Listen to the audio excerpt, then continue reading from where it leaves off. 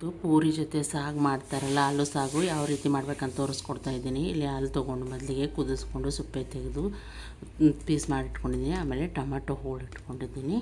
ಯಾವ ರೀತಿ ಮಾಡಬೇಕು ಅಂತ ನಾನೀಗ ತೋರಿಸ್ಕೊಡ್ತೀನಿ ನೋಡಿ. ಮೊದಲಿಗೆ ಒಲೆ ಹೊತ್ತಿಸ್ಕೊಂಡು ಒಂದು ಪ್ಯಾನ್ ಇಟ್ಕೊಳ್ಳಿ, ಎಣ್ಣೆ ಹಾಕ್ಕೊಳ್ಳಿ.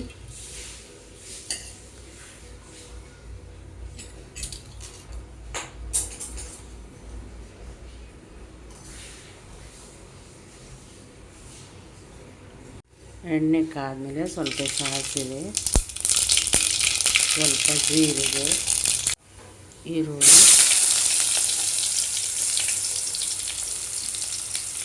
ಬೆಳ್ಳುಳ್ಳಿ ಪೇಸ್ಟು,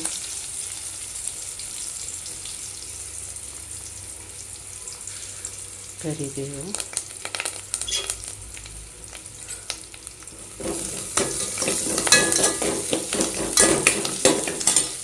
ಒಂದು ಸ್ವಲ್ಪ ಬೆಂದಾದಮೇಲೆ ಧನಿಯಾ ಪುಡಿ,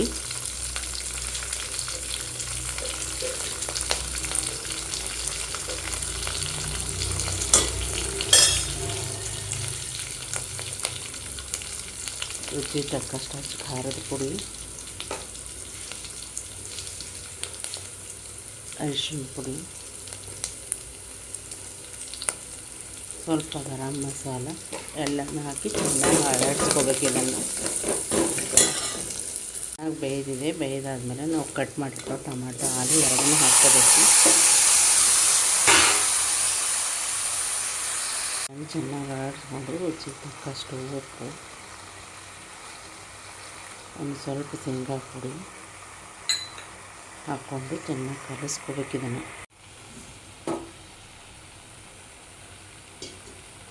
ನೋಡಿ, ಈ ರೀತಿ ಎಲ್ಲನೂ ಕಲಿಸ್ಕೊಂಡಾದ್ಮೇಲೆ ನೀರು ಹಾಕ್ಕೋಬೇಕು. ಹುಣಸೆ ಹುಳಿ ಹಾಕ್ತಾರೆ ಕೆಲವೊಂದು ಜನ, ಹಾಕ್ಲಿಕ್ಕೆ ಹೋಗಬೇಡಿ, ಯಾಕಂದರೆ ಟಮಾಟೆನೇ ಹುಳಿ ಇರ್ತದಲ್ಲ.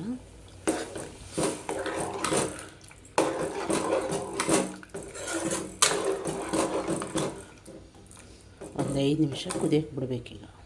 ನೋಡಿ, ಈ ರೀತಿ ಚೆನ್ನಾಗಿ ಕುದ್ಕೋಬೇಕು. ಕುದ್ಕೋತಾ ಇದ್ದಿಲ್ಲ ಮೇಲೆ ಸ್ವಲ್ಪ ಕೊತ್ತಂಬರಿ ಹಾಕಿ